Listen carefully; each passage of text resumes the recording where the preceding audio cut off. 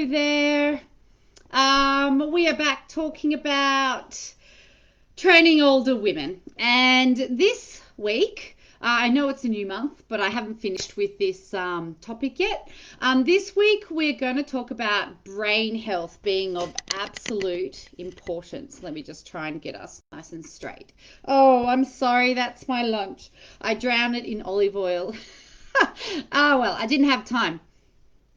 I didn't see it till now. Too bad, too sad. Okay, speaking of older women, we're talking about dementia prevention. And, I've put it like that because I liked the way it rhymed. It's not an absolute guarantee, obviously. Kind of, our health is like a seesaw. The tips I'm going to give you today will help slow the onset of developing dementia if it's inevitable for this woman in front of you. It may contribute to a woman not developing it at all in other women. And exercise in particular can slow down the progression of the disease, especially in women. So with that in mind, what kinds of exercise? If you're working with older women, how can you look after their brains? Or actually, perhaps I'll start with why it's important. Because it's the main reason why we die. Dementia is the leading cause of death for women. That's it. More than heart disease. And already more women are dying of heart disease than men. And it's not because we live longer. The changes to our brains are actually occurring earlier, either in the perimenopausal period or even before that. And we're also affected differently to men when we develop dementia and we have more severe symptoms. So it is in our interests as health professionals to be thinking about this and mindful of this when we're training older women, or if we're going to be in this job long term. Because, when I started personal training, I was 19 years old and I was training athletes and mums. And 20 years later, some of those clients are still with me, but they're in their 50s, 60s, 70s. We've gone through, the childbearing years. We've born children, and now I'm in the perimenopausal period, and some of them have transitioned through it. If your women are younger and you're in this game for a long period of time, there's stuff you can do now to increase the complexities of their brains and help inoculate them somewhat towards developing dementia. So there's no cure. Okay, so I'm not saying we're definitively, absolutely preventing dementia. I'm just saying we're chipping away at those risks. So we will hopefully reduce our clients' risks. And then if it does occur, it should come slower if you do the following things. I should just say menopause alone is a risk factor for developing dementia, but not everyone who goes through menopause develops dementia. So it's clear there's other factors at play. So some things we can start doing with our older women to reduce their risk of dementia from today.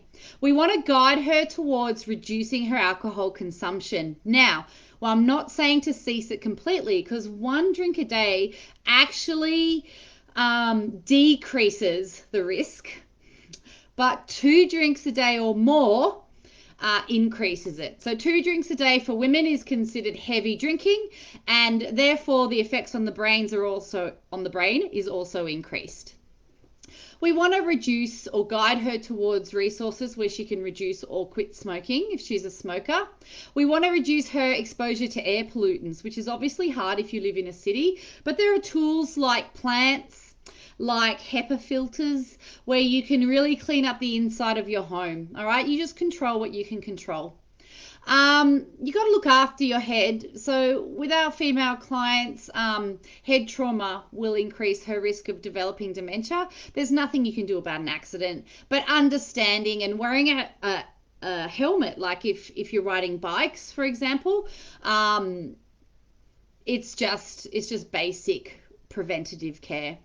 We need to prioritize their sleep, but at the same time reduce their use of sedatives. So we want to create calming rituals. We've had talks before about how to promote sleep in our clients, and I understand it can be frustrating because hormonally this is a big deal for us, especially in the perimenopausal period.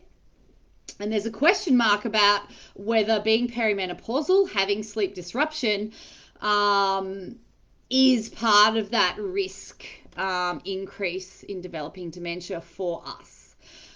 So that obviously needs to be bespoke on a client by client basis. We want to guide them towards Mediterranean or whole food diets that are high in those really healthy fats and omega-3s.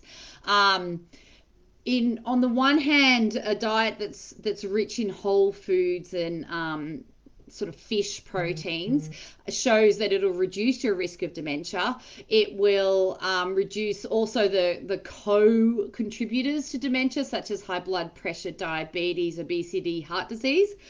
And conversely, if they follow a traditional Western diet, your cereals for breakfast, your processed foods, butters and saturated fats, there is an increased risk. So it's even if you're not eating dessert every day, just the processed nature of your foods and the pre-packaged foods, that's enough to increase your risk. Now, again, it's not absolutes. So high whole food diet probably will mitigate some fast food and processed foods. But if you're up here with your processed foods and you're down here with your whole foods, that's a problem. We want to start evening out and then guiding towards the other direction. But with personal trainers, and most of us being personal trainers, the primary way we're going to help our older women prevent or slow the onset of dementia is through exercise. And not just any kind of exercise, and it's not too late to start. As soon as you start exercising, as soon as you get fit, you have a 50% less chance of developing dementia. And that happens. It doesn't matter how long you've been in shape for. So if you're 80 years old and you get in shape today, you spend the next 12 weeks on a program, you start getting strong, your risk will drop by 50%, okay? Just like that, even if you've been sedentary your whole life. Now, the best kinds of exercise are high-ish intensity aerobic exercise. But when I say that, it kind of looks like that's all that's really been researched. The fitter your body is and the lower your resting heart rate, the better your brain will get. Okay, and this means aerobic exercise must increase your heart rate to a point where you get breathless, but you don't have to go all the way and max it out and vomit, right? 7 out of 10 in intensity is sufficient. And if you can do that intensity in short bursts, it's even better. You don't have to flog someone at 80% for an hour. Now, incorporating short bursts into our training sessions for older women is actually really easy. More is not better, right? So you do 10 burpees between each, set of 3 weights exercises. There's your short bursts. Or some kind of interval training, like 20 seconds on, 10 seconds off for just 2 minutes. Hill repeats on your daily walk.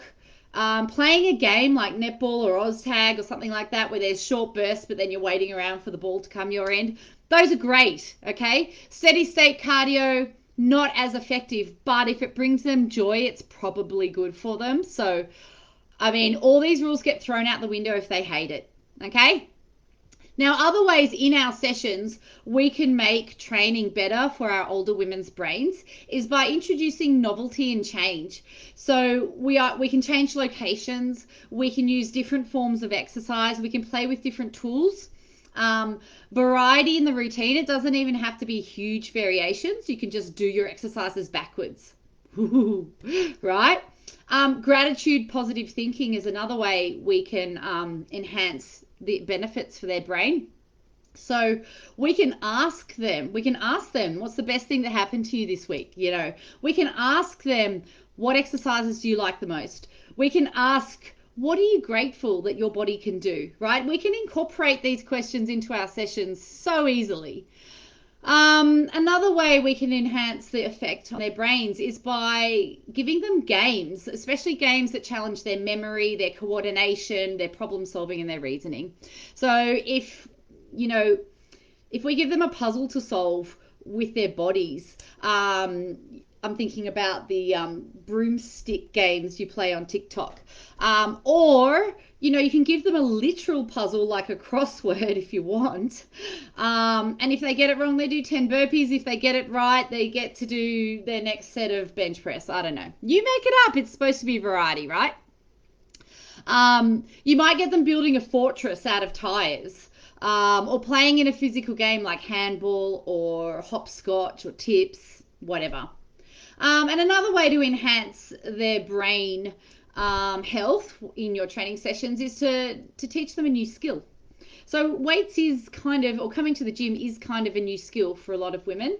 So that alone is enough. Proper technique is enough. Then varying that technique and doing it properly, but different, is enough as well.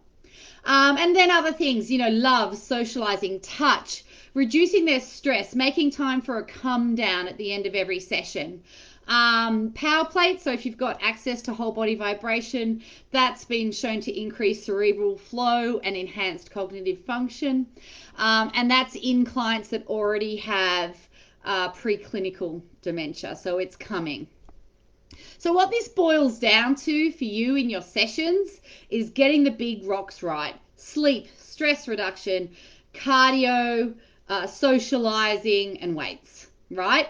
Variety. Resist the urge to get stuck in a single pattern of motion, and reusing your favorite weights machines, right? Week in, week out. Incorporate games, incorporate spontaneity and different tools into your training, but they don't have to take up the entire session, right? So in the classes I'm doing Tuesdays and Thursdays with my women's strength and conditioning, we have a basic block of strength training, which we do for a month at a time.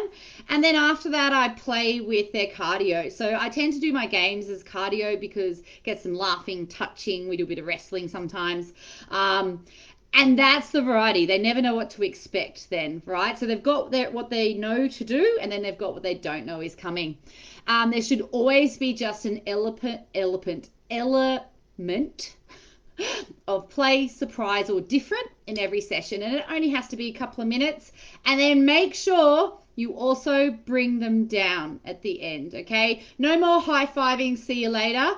We need our clients, especially if they're not meditating between our sessions, we need our clients to have a moment of stillness and of nothing, and hopefully calming their brains, if we really want to enhance their brain health in our sessions. So any questions? That was a long one. Message me, and I will see you next week.